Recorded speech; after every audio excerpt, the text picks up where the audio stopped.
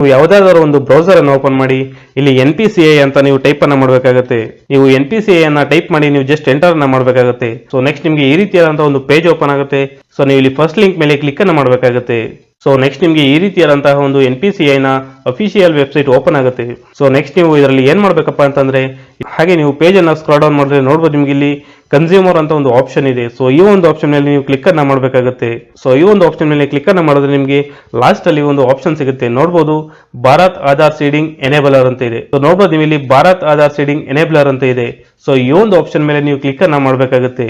So ಈ ಒಂದು option ಬಂದ್ಬಿಟ್ಟು ನಿಮಗೆ ಕನ್ಸ್ಯೂಮರ್ ಅಲ್ಲಿ ಲಾಸ್ಟ್ ಅಲ್ಲಿ ಸಿಗುತ್ತೆ ಭಾರತ್ ಆಧಾರ್ ಸೀಡಿಂಗ್ ಎನೇಬಲರ್ ಅಂತ. ಸೊ ಈ ಒಂದು ಆಪ್ಷನ್ ಅನ್ನು ನೀವು ಕ್ಲಿಕ್ ಅನ್ನ ಮಾಡಬೇಕಾಗುತ್ತೆ. ಸೊ ನಾನು ಈ ಒಂದು ಆಪ್ಷನ್ ಮೇಲೆ ಕ್ಲಿಕ್ ಅನ್ನ ಮಾಡ್ತಾ ಇದ್ದೀನಿ. ಸೊ ಈ ಒಂದು ಆಪ್ಷನ್ ಮೇಲೆ ಕ್ಲಿಕ್ ಅನ್ನ ಮಾಡಿದಾಗ ನಿಮಗೆ ಸೊ ನೆಕ್ಸ್ಟ್ ನಿಮಗೆ ಈ ರೀತಿಯಾದಂತಹ ಒಂದು ಫಾರಂ ಓಪನ್ ಆಗುತ್ತೆ. ನೋಡಬಹುದು ನಿಮ್ಗೆ ಇಲ್ಲಿ ರಿಕ್ವೆಸ್ಟ್ ಫಾರ್ ಆಧಾರ್ ಸೀಡಿಂಗ್ ಅಂತ ಇದೆ. ಹಾಗೆ ಈ ಒಂದು ಫಾರಂ ಅನ್ನ ನೀವು 8 ನಿಮಿಷದ ಒಳಗಾಗಿ ಸಬ್ಮಿಟ್ ಅನ್ನ ಮಾಡಬೇಕಾಗುತ್ತೆ. ಸೊ ನೋಡಬಹುದು ನಿಮ್ಗೆ ರೈಟ್ ಸೈಡ್ ಅಲ್ಲಿ ಟೈಮಿಂಗ್ಸ್ ಕೂಡ ಓಡ್ತಾ ಇರುತ್ತೆ. ಹಾಗಾದ್ರೆ ಬನ್ನಿ ಸ್ನೇಹಿತರೆ, ಈ ಒಂದು ಫಾರಂ ಅನ್ನ ಯಾವ ರೀತಿಯಾಗಿ ಸಬ್ಮಿಟ್ ಮಾಡೋದು ಅಂತ ನೋಡೋಣ. ಸೊ ಮೊದಲಿಗೆ ನೀವು ಈ ಒಂದು ಕಾಲಮ್ ಅಲ್ಲಿ ನಿಮ್ಮ ಒಂದು ಆಧಾರ್ ಸಂಖ್ಯೆಯನ್ನು ಹಾಕಬೇಕಾಗುತ್ತೆ. ಸೊ ಸೆಕೆಂಡ್ ನೀವು ಇಲ್ಲಿ ರಿಕ್ವೆಸ್ಟ್ ಫಾರ್ ಆಧಾರ್ ಅನ್ನೋದ್ರಲ್ಲಿ ಸೀಡಿಂಗ್ ಅನ್ನ ಸೆಲೆಕ್ಟ್ ಮಾಡ್ಕೋಬೇಕಾಗುತ್ತೆ. ಒಂದು ಪಕ್ಷ ನೀವು ನಿಮ್ಮ ಒಂದು ಬ್ಯಾಂಕ್ ಖಾತೆಯಿಂದ ಆಧಾರ್ ಸೀಡಿಂಗ್ ಅನ್ನ ತೆಗೆದಾಕಬೇಕು ಅಥವಾ ರಿಮೂವ್ ಮಾಡಬೇಕು ಅಂದ್ರೆ ನಿಮಗೆ ಡಿ ಸೀಡಿಂಗ್ ಇಲ್ಲಿ ವರ್ಕ್ ಆಗುತ್ತೆ. ಸೊ ನಾನು ಇಲ್ಲಿ ಸೀಡಿಂಗ್ ಅನ್ನೋದ್ರ ಮೇಲೆ ಸೆಲೆಕ್ಟ್ ಅನ್ನ ಮಾಡ್ಕೋತೀನಿ. ಸೊ ನೀವು ಈ ಸೀಡಿಂಗ್ ಅನ್ನೋದನ್ನ ಸೆಲೆಕ್ಟ್ ಮಾಡ್ಕೊಂಡು ನೆಕ್ಸ್ಟ್ ನಿಮ್ಗೆ ಇಲ್ಲಿ ಸೀಡಿಂಗ್ ಟೈಪ್ ಅಂತ ಇರುತ್ತೆ. ಸೊ ಇದರಲ್ಲಿ ನಿಮಗೆ 3 ರೀತಿಯಾದಂತಹ ಒಂದು ಆಪ್ಷನ್ ಅನ್ನ ಕೇಳಾಗುತ್ತೆ.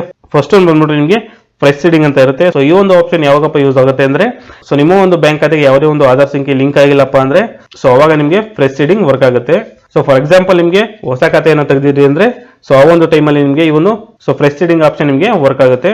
ಸೊ ಇದಕ್ಕೋಸ್ಕರನೇ ನಾನು ನಿಮಗೆ ಮೊದಲಿಗೆ ತೋರಿಸ್ತೆ ಯಾವ ರೀತಿಯಾಗಿ ನಿಮ್ಮ ಒಂದು ಆಧಾರ್ ಕಾರ್ಡ್ಗೆ ಯಾವ ಒಂದು ಬ್ಯಾಂಕ್ ಖಾತೆ ಲಿಂಕ್ ಆಗಿದೆ ಅನ್ನೋದನ್ನ ಚೆಕ್ ಮಾಡ್ಕೋಬೇಕು ಅನ್ನೋದನ್ನ.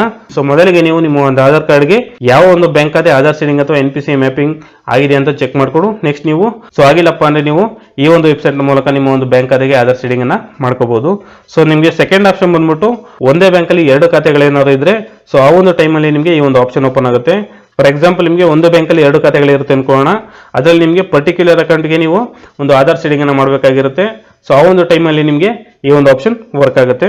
ಸೊ ನೆಕ್ಸ್ಟ್ ಆಪ್ಷನ್ ಬಂದ್ಬಿಟ್ಟು ನಿಮಗೆ one bank to another bank ಅಂತ ಇದೆ. ಸೊ ಈ ಒಂದು ಆಪ್ಷನ್ ಯಾವಾಗಪ್ಪ ವರ್ಕ್ ಆಗುತ್ತೆ ಅಂದ್ರೆ, ನಿಮ್ಮ ಒಂದು ಆಧಾರ್ ಸಂಖ್ಯೆಗೆ ಬೇರೆ ಒಂದು ಬ್ಯಾಂಕ್ ಲಿಂಕ್ ಆಗಿರುತ್ತೆ, ನೀವು ಇನ್ನೊಂದು ಬ್ಯಾಂಕ್ ಖಾತೆಗೆ ಆಧಾರ್ ಸೀಡಿಂಗ್ ಅನ್ನ ಮಾಡ್ಕೋಬೇಕು ಅಂದ್ರೆ ಸೊ ಈ ಒಂದು ಆಪ್ಷನ್ ನಿಮಗೆ ಆಲ್ಮೋಸ್ಟ್ ವರ್ಕ್ ಆಗುತ್ತೆ. ಫಾರ್ ಎಕ್ಸಾಂಪಲ್ ನಿಮಗೆ ಸ್ಟೇಟ್ ಬ್ಯಾಂಕಿಗೆ ಆಧಾರ್ ಸೀಡಿಂಗ್ ಆಯಿತು ಅಂದ್ರೆ ನೀವು ಕೆನರಾ ಬ್ಯಾಂಕಿಗೆ ಶಿಫ್ಟ್ ಅನ್ನ ಮಾಡ್ಕೋಬೇಕು ಅಂದ್ರೆ ಈ ಒಂದು ಆಪ್ಷನ್ ನಿಮ್ಗೆ ಇಲ್ಲಿ ವರ್ಕ್ ಆಗುತ್ತೆ. ಸೊ ಅಂತವರು ಈ ಒಂದು ಆಪ್ಷನ್ ಮೇಲೆ ಕ್ಲಿಕ್ ಅನ್ನ ಮಾಡ್ಕೊಂಡು ನಿಮ್ಮ ಒಂದು ಬ್ಯಾಂಕ್ ಖಾತೆಗೆ ಆಧಾರ್ ಸೀಡಿಂಗ್ ಅನ್ನ ಮಾಡ್ಕೋಬಹುದು. ಸೊ ನಾನು ಇಲ್ಲಿ one bank to another bank ಅನ್ನೋದನ್ನ ಸೆಲೆಕ್ಟ್ ಮಾಡ್ಕೊಂತೀನಿ. ಸೊ ನೆಕ್ಸ್ಟ್ ನೀವು ಏನ್ ಮಾಡ್ಬೇಕಪ್ಪ ಅಂತಂದ್ರೆ ಇಲ್ಲಿ ನಿಮ್ಮ ಒಂದು ಬ್ಯಾಂಕ್ ಅನ್ನ ಸೆಲೆಕ್ಟ್ ಮಾಡ್ಕೋಬೇಕಾಗುತ್ತೆ. ಸೊ ನೋಡಬಹುದು ನಿಮ್ಗೆ ಇಲ್ಲಿ ಬ್ಯಾಂಕ್ ಆಫ್ ಬರೋಡಾ ಇದೆ, ಕೆನರಾ ಬ್ಯಾಂಕ್ ಇದೆ, ಇಂಡಿಯನ್ ಬ್ಯಾಂಕ್ ಇದೆ, ಇಂಡಿಯನ್ ಓವರ್ಸೀಸ್ ಬ್ಯಾಂಕ್ ಇದೆ, ಹಾಗೆ ಕರ್ನಾಟಕ ವಿಕಾಸ್ ಗ್ರಾಮೀಣ್ ಬ್ಯಾಂಕ್ ಇದೆ. ಈ ಒಂದು ಯೋಜನೆಯನ್ನ ಸ್ಟಾರ್ಟ್ ಮಾಡುವಾಗ ಕೇವಲ 1 ಅಥವಾ 2 ಬ್ಯಾಂಕ್ ಮಾತ್ರ ಇತ್ತು. ಸೊ ಇವಾಗ ಟೋಟಲ್ ಆಗಿ ಇಲ್ಲಿ 5 ಬ್ಯಾಂಕ್ ಅನ್ನು ಆಡ್ ಮಾಡಲಾಗಿದೆ. ಇದೇ ರೀತಿಯಾಗಿ ಕೆಲವೇ ದಿನಗಳಲ್ಲಿ ಎಲ್ಲಾ ಬ್ಯಾಂಕ್ಗಳ ಲಿಸ್ಟ್ ಕೂಡ ಇಲ್ಲಿ ಬರುತ್ತೆ. ಸೊ ನೀವು ವೇಟ್ ಅನ್ನ ಮಾಡಿದ್ರೆ ಕೆಲವೇ ದಿನಗಳಲ್ಲಿ ಎಲ್ಲಾ ಬ್ಯಾಂಕ್ಗಳ ಲಿಸ್ಟ್ ಕೂಡ ಇಲ್ಲಿ ಓಪನ್ ಆಗುತ್ತೆ. ಸೊ ಫಾರ್ ಎಕ್ಸಾಂಪಲ್ ನೀವು ಕೆನರಾ ಬ್ಯಾಂಕಿಗೆ ಆಧಾರ್ ಸೀಡಿಂಗ್ ಅಥವಾ NPCI ಮ್ಯಾಪಿಂಗ್ ಅನ್ನ ಮಾಡಬೇಕು ಅಂದ್ರೆ ನೀವು ಇಲ್ಲಿ ಕೆನರಾ ಬ್ಯಾಂಕ್ ಅಂತ ಸೆಲೆಕ್ಟ್ ಮಾಡ್ಕೊಳ್ಳಿ.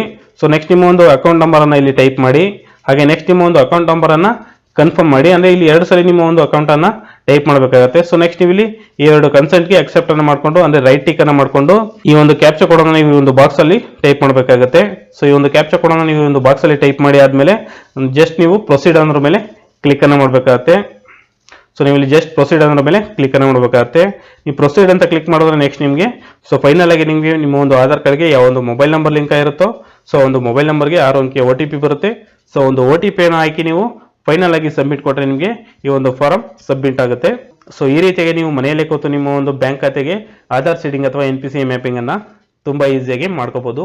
ಸೊ ಇದನ್ನ ನೀವು ನಿಮ್ಮ ಫೋನಲ್ಲೂ ಕೂಡ ಮಾಡ್ಕೋಬಹುದು. ಸೊ ಈ ಒಂದು ಮಾಹಿತಿ ಅನ್ನೋದು ಇಷ್ಟ ಆಯ್ತಪ್ಪನೇ ನಮ್ಮ ವಿಡಿಯೋಗೊಂದು ಲೈಕ್ ಕೊಡಿ. ಸೊ ಆದಷ್ಟು ಈ ಒಂದು ಮಾಹಿತಿಯನ್ನ ಎಲ್ಲರಿಗೂ ತಲುಪುವಂತೆ ಶೇರ್ ಮಾಡಿ, ಹಾಗೆ ತಪ್ಪದೇ ನಮ್ಮ ಯೂಟ್ಯೂಬ್ ಚಾನಲ್ಗೆ ಸಬ್ಸ್ಕ್ರೈಬ್ ಆಗಿ. Thank you for watching. ಮತ್ತೆ ಸಿಗೋಣ ಮುಂದಿನ ಒಂದು ವಿಡಿಯೋದಲ್ಲಿ ಇದೇ ರೀತಿಯಾದಂತಹ ಯೂಸ್ಫುಲ್ ಮಾಹಿತಿಯೊಂದಿಗೆ.